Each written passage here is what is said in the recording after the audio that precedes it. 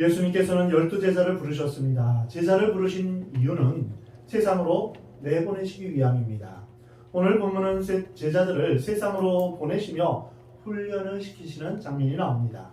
예수님은 군대를 지휘하는 사령관과 같은 모습으로 또는 스승이 제자들에게 교훈하시거나 명령하신 것 같이 또는 황제의 명령을 가지고 그 대사들을 세상에 보내듯 제자들을 보내셨습니다. 예수님께서 제자들을 세상에 보내실 때 특별한 지침을 주셨는데요. 그 지침에 대해서 같이 알아보겠습니다. 오늘 본문 마태복음 10장 5절부터 6절 말씀에서 첫 번째 전도 지침이 있습니다. 이방인의 길로도 가지 말고 사마리아인의 고래도 들어가지 말고 오히려 이스라엘 집에 잃어버린 양에게로 가라. 이 말을 잘못 들으면 이방인 전도도 하지 말고 사마리아 전도도 하지 말라는 것으로 오해할 수 있습니다. 그러나 결코 그렇지 않습니다. 왜냐하면 예수님이 사마리아 수가성에 있는 여인이나 수로보니게 여인 같은 이방인들에게 복음을 전하신 일이 성경에 수없이 나타나 있기 때문입니다. 특별히 승천하시기 전에 예수님은 성령이 너희에게 임하시면 너희가 권능을 받고 예루살렘과 온 유대와 사마리아와 땅끝까지 이르러 내 증인이 되라 라고 말씀하셨습니다. 모든 족속에게 예수님을 전하는 것, 이것이 지상명령, 가장 큰 명령입니다. 그러면 왜 예수님은 오늘 본문에서 이방인의 길로도 가지 말고 사마리아인의 길로도 가지 말고 이스라엘의 잃어버린 양에게로 가라고 하셨을까요? 이 말의 뜻은 너희가 세계 선교를 하기 전에 이웃을 전도하기 전에 먼저 내 가정부터 전도하라 라는 의미입니다. 복음을 전하는 데 있어서 우선순위를 정해주셨는데요. 그것은 바로 먼저 이스라엘의 잃어버린 양을 찾아가라는 것입니다. 이런 양은 우리에서 나와 거리나 들판을 헤매는 그런 양을 말합니다. 하나님의 보호와 사랑을 알지 못하는, 아직 주님을 알지 못하는 사람들입니다. 우리에게 있어서 전도의 1순위는 바로 예수님을 아직 알지 못하는 우리의 배우자, 우리의 자녀들, 우리의 형제 자매입니다. 우리의 가족이 전도의 출발점이라는 것입니다. 사도 바울은 평생을 선교사로 지내면서 죽을 때까지 이방인들을 위한 복음의 빚진 자로 살았습니다. 이방인들을 위한 선교사로 살던 그가 로마서 9장을 보면 나에게 큰 근심이 하나 있다. 그것은 나의 형제 곧 고륙의 친척을 위한 것인데 그들이 구원을 받는다면 내 생명이 그리스도에서 끊어질지라도 내가 원하는 바다 라고 고백했습니다. 이방인을 위해 전도하도록 부름받은 사도 바울의 마음 깊은 곳에서는 자신의 동족, 자신의 형제를 향한 뜨거운 사랑이 있었던 것입니다. 가족을 버리고서 사회가 존재하지 못합니다. 민족을 버리고서 세계는 의미가 없습니다. 기독교인들은 누구보다도 자신의 동족과 민족과 나라를 사랑하는 사람들입니다. 우리나라의 기독교인들은 우리나라의 독립과 우리 민족의 발전을 위해서 앞장서서 일해왔던 사람들입니다. 자신의 민족을 사랑하기 때문에 세계를 바라볼 수 있는 그런 그리스도인이 되는 것입니다. 세계 인류를 같은 민족처럼 사랑하는 마음을 갖게 되는 것입니다. 세계 선교란 자기 민족에 대한 사랑 없이는 불가능합니다. 그런데 전도는 친족, 특별히 피를 나눈 가족에게는 더욱 어렵습니다. 가족 전도처럼 어려운 것이 없습니다. 이것이 전도의 역설입니다. 제일 가까운 사람에게 전도하는 것이 제일 어려운 것입니다. 우리 민족이 제일 전도하기 어려운 민족이 바로 북한입니다. 여러분 가족은 다 예수님을 믿으십니까? 한 사람도 빠지지 않고 다 구원을 받았습니까? 오늘날 우리는 우리의 친족, 피를 나눈 형제들이 구원을 얻기 위해 기도해야 합니다. 우리는 위대한 세계 복음화의 꿈을 꾸지만 시작은 가족부터입니다. 가족 전도가 너무 어렵기 때문에 3가지 전도 방법을 여러분에게 알려드립니다. 첫 번째로 기도하는 것입니다. 모든 전도의 시작은 기도입니다. 하나님께서 전도 대상자들의 마음을 움직이시며 준비시켜 주시길 위해서 기도하시기 바랍니다. 기도하지 않고는 그 마음이 준비되지 않습니다. 하나님 앞에 돌아오지 않는 것입니다. 두 번째로 행동으로 전도하는 것입니다. 행동으로 변화를 보여주지 않으면 가족 전도는 어렵습니다. 이것은 아브라함과 롯의 관계와 같습니다. 내가 먼저 선택하라. 나는 나중을 선택하겠다. 이런 마음이 있어야 합니다. 이익을 포기하지 않으면 가족 전도는 어렵습니다. 가족 전도를 하려면 그래서 자신의 실리를 포기해야 됩니다. 내가 좀 손해를 보더라도 우리가 가족을 사랑하는 마음으로 섬겨야 합니다. 전도는 자신의 시간과 물질과 정성을 들여서 섬기고 사랑해야만 가능한 사랑의 행동입니다. 만약 누군가를 사랑한다면 제일 큰 사랑의 행동은 무엇일까요? 그를 예수님 믿게 해서 구원에 이르게 하는 것입니다. 이것이 가장 큰 사랑의 행동입니다. 세 번째로 우리는 지속적으로 전도해야 됩니다. 한 번에 되지 않습니다. 장기적으로 해야 됩니다. 그래야만 가족 전도가 이루어집니다. 포기하지 않고 꾸준히 기도하며 사랑할 때 우리는 전도의 열매가 맺어질 수 있는 것입니다. 이렇듯 예수님은 가까운 가족부터 친족부터 주의 복음을 전하라고 말씀하셨습니다. 두 번째 예수님의 전략은 무엇입니까? 오늘 본문 7절 8절 말씀입니다. 가면서 전파하여 말하되 천국이 가까이 왔다 하고 병든 자를 고치며 죽은 자를 살리며 나병한 자를 깨끗하게 하며 귀신을 쫓아내되 너희가 거저 받았으니 거저 주라 라고 말씀하셨습니다. 전도란 천국이 가까이 왔음을 선포하는 것입니다. 교회에 데려온다고 끝나는 것이 아닙니다. 교회에 와서 예수님을 안 믿는 형식적인 교인이 될 수도 있습니다. 천국이 가까이 왔다라는 것을 알려주는 것이 전도입니다. 천국이 가까이 왔다는 것은 예수님이 지금 여기에 오셨고 예수님이 지금 우리와 가까이 계시다는 것입니다. 보라, 너희들이 꿈꾸며 오랫동안 기다리던 하나님의 나라가 가까이 왔다. 예수 그리스도 안에서 하나님의 뜻이 이루어지며 하나님의 통치가 이루어지는 하나님의 나라가 왔다. 이것이 바로 전도의 메시지입니다. 그러므로 이 사실을 깨닫고 예수 그리스도를 믿고 영접하라는 것입니다. 우리 인생의 궁극적인 문제는 순간의 문제가 아니라 영원의 문제입니다. 지상의 문제가 아니라 천국의 문제입니다. 이 세상은 잠깐입니다. 최근에 코로나로 인한 어려움도 있고 정치, 경제, 사회적인 어려움도 많습니다. 그러나 이 많은 사건도 10년, 20년 지나면 다 역사에 묻힐 것입니다.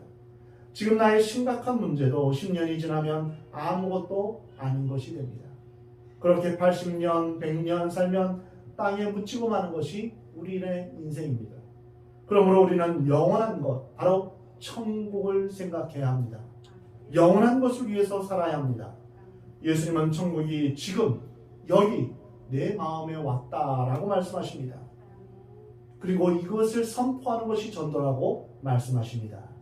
영원에 이르는 진리와 구원을 선포하는 것이 바로 전도입니다. 그런데 예수님은 천국이 가까이 왔다 하시면서 예수님께서 병든 자를 고치시며 죽은 자를 살리며 나병한 자를 깨끗하게 하며 귀신을 쫓아낸다는 사실을 전파하라고 말씀하셨습니다. 예수님은 질병의 권세를 뛰어넘는 분임을 여러분 믿으시 바랍니다. 예수님은 죽음의 권세를 깨뜨리시는 분입니다. 예수님은 이 모든 악한 사탄의 권세를 깨뜨리시는 분입니다. 이 말씀은 천국의 주인공인 예수 그리스도가 지금 여기 오셨는데 내가 이 예수님을 믿고 회개하며 영접하면 하나님의 자녀가 되고 천국 백성이 된다. 천국의 주인공인 예수님은 단순한 한 인간이 아니다. 이 뜻입니다. 나병을 고치고 죽은 자를 살리며 귀신을 쫓아낸다면 그는 보통 인간이 아니라 하나님이시라는 것입니다. 이렇게 능력이 있으신 분이라면 우리를 구원하고도 남을 만한 그러한 모든 것을 다 갖추신 분이라는 것입니다. 그러한 예수님이 우리 가까이 계십니다. 다른 말로 하면 천국이 가까이 왔다는 것입니다. 이 예수님은 우리의 모든 질병과 죽음과 죄와 사탄의 모든 권세를 깨뜨리시며 정복하신 분임을 성경은 분명히 말씀하고 있습니다. 이것을 선포하는 것이 바로 전도입니다. 세 번째 지침은 8절에 나오는 너희가 거저 받았으니 거저 주라 하신 말씀입니다. 이 말씀의 의미는 첫 번째로 복음은 그 가치가 너무 커서 값으로 계산할 수 없다는 것입니다. 우리에게 주시는 구원의 복음이 공짜지만 가치가 없는 것이 아닙니다. 여러분, 우리가 공짜로 마시는 공기, 이게 공짜지만 가치가 없는 것입니까? 아니죠. 얼마나 큰 가치가 있습니까? 우리에게 있는 생명, 이것은 공짜지만 이 생명이 얼마나 귀합니까? 우리에게 주신 이 구원의 복음은 너무나 크고 귀한 선물이기에 우리가 지불할 수 없을 만큼 어마어마한 가치기에 거저 주시는 것입니다. 1만 달란트 비유에서 우리가 진 빚이 얼마입니까? 1만 달란트를 우리 돈으로 환산하면 몇 천억을 넘어서 몇 조, 몇십 조가 되는 것입니다. 누가 그것을 갚을 수 있겠습니까? 그러나 그 빚을 다 탕감해 주었습니다. 우리 힘으로는 갚을 수 없으니 공짜로 그것을 갚아준 것입니다. 다 탕감해 주신 것입니다. 그래서 우리는 우리의 영원한 생명의 가치를 돈으로 계산할 수 없듯 우리 구원의 선물은 계산할 수 없는 어마어마한 가치가 있음을 여러분 깨닫시기 바랍니다. 여러분은 이미 하나님의 그 구원의 선물을 받은 사람입니다. 두 번째로 복음은 내 노력이나 공로로 얻은 것이 아닙니다. 나의 공로는 일도 들어가지 않은 순수한 선물입니다. 그래서 우리는 자랑할 것이 아무것도 없습니다. 그래서 사도 바울은 나의 자랑은 오직 예수 그리스도의 십자가뿐이다 라고 말씀하십니다. 여러분, 자랑하고 싶으면 십자가만 자랑하시기 바랍니다. 세 번째로 복음은 내가 똑똑하거나 잘나서 주어진 것이 아닙니다. 내가 구원받을 만한 자격이나 조건을 갖춘 것이 아닙니다. 오로지 하나님이 나를 사랑해 주셔서 나에게 주시는 선물입니다. 그리고 마지막으로 복음은 돈이나 대가를 주고받는 것이 아닙니다. 요즘 예수님 믿는 사람 중에서 큰 착각에 빠진 사람이 있습니다. 복음을 주고받는 것, 기브앤테이크로 생각하는 경우가 있습니다. 사람들과의 사이에서는 기브앤테이크가 많이 사용됩니다. 그러나 하나님과의 관계에 있어서도 기브앤테이크로 생각하는데요, 그것은 잘못된 것입니다. 헌금 많이 하면 하나님께서 내게 복을 주시고 봉사 많이 하면 하나님이 은혜를 더 주실 것이다, 이렇게 생각합니다. 그리고 내게 어려움과 힘든 일이 있을 때 하나님, 제가 헌금도 많이 하고 봉사 많이 했는데 왜 이런 어려움을 주시는 거예요? 너무한 거 아니에요? 이렇게 생각하는 것, 이것은 잘못된 것입니다. 이런 개념은 바로 모두 주고받는 개념입니다. 복음을 어떤 거래처럼 생각하는 것입니다. 우리가 왜 헌금을 할까요? 보조금을 내듯, 세금을 내듯, 또는 복채를 내듯 이렇게 헌금하는 사람이 있고, 헌금 안 하면 무슨 도둑질하는 것 같은 그런 느낌이 들어서 헌금을 할 수밖에 없는 그런 사람도 있습니다. 그러나 교회는 그런 곳이 아닙니다. 거저 받았으니 거저 주는 것입니다. 내게 주신 하나님의 은혜가 너무나 크기에 그 크고 놀라우신 사랑에 우리가 감사하며 보답하는 마음으로 드리는 것입니다. 헌금은 하나님께서 내게 주신 은혜의 보답이지 의무가 아닙니다. 시편 116편 12절에서 내게 주신 모든 은혜를 내가 여호와께 무엇으로 보답할까? 하나님께서 우리에게 주신 선물은 어마어마한 선물입니다. 우리가 주님 앞에 드린다고 할 때 그것이 하나님 앞에서 얼마나 큰 유익이 되겠습니까? 하나님이 우리의 것을 받으시고 부자가 되시겠습니까? 아닙니다. 하나님은 이미 부자이십니다. 온 세상, 온 우주가 다 하나님의 것입니다. 우리에게 헌금을 요구하신 것은 바로 우리 하나님을 향한 우리의 마음, 우리의 사랑을 확인하고 싶으시기 때문입니다. 어린아이에게 이제 먹을 것을 주고 나서 맛있니? 네, 맛있어요. 그러면 나한테 한 입 주겠니? 할 때 맛있게 먹는 그 과자나 그 아이가 먹는 것을 달라고 하는 그 심정은 무엇일까요? 그거 먹고 배부르려고 할까요? 아닙니다. 내 아이가 나를 사랑하는 그 마음을 보고 싶어 하는 것입니다. 하나님의 자녀된 우리가 하나님을 사랑하는 마음으로 우리가 주님 앞에 드리는 것입니다. 그것으로 인해서 배불르거나 부자가 되는 것이 아니라는 것이죠. 내게 주신 모든 은혜를 내가 여호와께 무엇으로 보답할까? 좋아서 하는 것입니다. 감사해서 하는 것입니다. 세금 내듯 하기 싫어서 억지로 내는 것은 하나님도 받지 않으십니다. 하나님께서는 즐겁게 감사하는 마음으로 드리는 그 예물을 기뻐하십니다. 고린도후서 9장 7절 말씀입니다. 각각 그 마음에 정한 대로 할 것이요 인색함으로나 억지로 하지 말지니 하나님은 즐겨내는 자를 사랑하시느니라. 내가 하나님께 이만큼 했기 때문에 하나님이 나에게 이만큼 주실 것이다. 이것은 잘못된 것입니다. 우리는 이미 하나님 앞에 어마어마한 선물을 이미 받은 사람입니다. 이것을 우리는 깨달아야 합니다. 또 일을 하다가 크게 실수를 하여 매를 맞으면 보통 사람들은 하나님께 무엇인가 덜 드려서 그런가? 하나님이 나에게 벌을 내리시는 건가? 이렇게 생각하기 쉽습니다. 그것은 어린아이와 같은 생각입니다. 복음에 깊이 들어가면 그것이 아니라는 것을 알게 됩니다. 현대사회는 모든 것에 대가를 치르는 시대입니다. 모든 것을 계산하고 돈으로 결정합니다. 그러나 돈의 가치를 뛰어넘는 것이 신앙의 가치입니다. 신앙의 본질은 거저 받았으니 거저 주는 것입니다. 하나님의 은혜를 거래로 생각하면 안 됩니다. 교회 안에서 이루어지는 봉사는 돈 받고 해서는 안 됩니다. 그것은 하나님의 가치를 땅에 떨어뜨리는 일입니다. 기도로 병을 고쳤다고 돈을 받는 것은 안 됩니다. 구제도 가르치는 것도 무보수여야 합니다. 이것이 성경의 원칙입니다. 하나님의 은혜는 거저 주는 사랑입니다. 전도의 네 번째 지침은 오늘 본문 9절에서 10절 말씀입니다. 너희 전대에 금이나 은이나 동을 가지지 말고. 유대인들은 긴 겉옷을 입고 다니면서 허리띠가 꼭 필요했습니다. 유대인들이 동이고 다니는 허리띠는 상당히 넓은 편이며 그 양 끝에는 겹으로 되어 있어서 그 속에 돈을 넣고 다닐 수 있었습니다. 그래서 유대인의 허리띠는 보통 전대였습니다. 예수님이 이 말씀은 전도할 때 허리춤에 있는 전대에 돈을 가지고 가지 말라는 것입니다.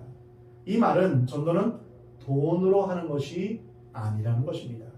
물론 우리가 여행할 때 돈은 필요합니다. 그러나 돈이 우상이 되어서는 안 됩니다.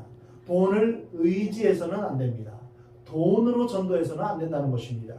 사도행전 3장 6절에 베드로가 안진뱅이에게 은과 금은 내게 없거니와 내게 있는 이것을 내게 주노니 나사렛 예수 그리스도의 이름으로 일어나 걸으라 선포했습니다. 바로 이것이 전도입니다. 전도는 우리의 구원이신 예수 그리스도를 높이며 전하는 것입니다. 교도소 전도를 하던 한 분의 고백입니다. 교도소에 전도하러 가면서 처음에는 먹을 것을 많이 주었다고 합니다. 그랬더니 재소자들이 복음을 기다리는 것이 아니라 먹을 것을 기다리더라는 것입니다. 물질을 안 가져가면 별로 재미없어 하고 먹을 것이나 돈을 넣어주면 아주 좋아했습니다. 그래서 전도 전략을 좀 바꾸어서 좀 섭섭하더라도 가능하면 먹을 것을 안 가져갔습니다. 그러니까 이들이 복음에 대해서 관심을 갖게 되었습니다. 이제는 그들이 먹을 것을 안 주어도 좋으니 기도하고 성경을 가르쳐 달라는 그런 안타까운 마음이 생겼다고 합니다. 돈은 필요합니다. 그러나 돈만 가지고 전도하면 결국 그 사람을 잃어버리게 됩니다. 오늘 본문 10절 말씀에서 또한 전도할 때 전도자가 자신의 생활을 염려해서는 안 된다고 말씀하십니다. 옷이나 신발, 지팡이와 같은 문제는 하나님께 맡겨라. 그리하면 하나님께서 이 모든 것을 다 책임져 주신다. 이 사실을 예수님이 말씀하신 것입니다. 오늘 본문 10절 말씀에서 일꾼이 자기의 먹을 것 받는 것이 마땅하니라 라고 말씀하십니다. 제가 중국에서 선교사로 7년 동안 사역하면서 하나님께서 저의 삶과 가정을 책임져 주시고 공급해 주셨음을 저는 고백합니다. 주의 복음을 위해 살기로 작정하고 지금까지 걸어온 25년의 시간 동안 하나님의 도우심과 인도하심, 공급하심이 있었습니다. 감사를 드립니다. 선교사나 목사나 전도사와 같은 사역자들은 주님의 부르심을 받고 주님의 일을 하게 됩니다. 주의 복음으로 세워진 교회는 그들의 생활을 걱정하지 않도록 책임을 져야 합니다. 이 말씀은 이런 뜻입니다. 목회자가 월급을 많이 받으면 일을 많이 하고 월급을 적게 받으면 일을 적게 하는 것이 아닙니다. 이것은 세상적인 가치관과 기준입니다. 월급 받고 일하는 것이 목회자나 선교사의 본분이 아닙니다. 모든 목회자나 선교사나 사역자는 주의 나라가 이 땅에 임하기를 원하며 하나님 앞에서 일하는 것입니다. 그리고 사역자가 생활 걱정을 하지 않아도 되는 범위까지 책임을 지는 것이 교회가 할 일입니다. 예수님께서는 제자를 보내시면서 하나님 나라를 증거하라고 말씀하셨습니다. 예수님이 제자를 보내신 것은 물건을 판매하기 위해서가 아닙니다. 사람들에게 하나님 나라에 대해서 설명하기 위해서도 아닙니다. 예수님이 제자를 보내신 것은 하나님 나라가 온 것을 선포하며 누구든지 예수님의 말씀을 믿는 자는 그 자리에서 바로 하나님의 백성이 되게 하기 위해서입니다. 다시 말하면 예수님의 제자들이 보냄받은 목적은 하나님의 나라를 알리거나 소개하는 것뿐 아니라 사람들을 초청해서 하나님의 백성이 되게 하는 것입니다. 하나님 나라는 하나님이 통치하시고 다스리시는 나라입니다. 하나님의 통치는 예수 그리스도 안에서 우리에게 참 자유와 참된 평화를 이루며 진정한 안식을 주십니다. 예수님은 이 세상에 하나님 나라를 실현하셨습니다. 그리고 예수님의 제자로 부르심을 받은 우리를 통해서 하나님 나라가 확장되기를 하나님은 원하십니다. 우리가 예수님의 제자로 세상에 보내심을 받아 우리의 가정과 우리의 교회, 우리나라와 이 세상 가운데 하나님의 나라가 가까이 왔음을 여러분 선포하시기 바랍니다. 여러분 전도할 때 이렇게 전도하시기 바랍니다. 하나님께서 당신을 사랑하십니다. 우리 주 예수님께서 우리의 죄를 위해서 십자가에 죽으시고 부활하셨습니다. 누구든지 예수님을 믿기만 하면 구원을 받고 하나님의 자녀가 될 수 있습니다. 구원의 메시지는 바로 이것입니다. 하나님이 당신을 사랑합니다. 나를 위해서, 여러분을 위해서 예수님이 십자가에서 죽으셨습니다. 그리고 예수님을 믿으십시오. 예수님을 믿을 때 하나님 나라를 경험할 수 있습니다.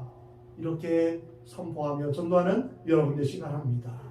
이렇게 전도함으로 하나님의 나라가 이 땅에 임하게 되는 비전을 꿈꾸며 주의 복음을 전하는 주님의 제자로 살아가는 여러분 되시기 바랍니다.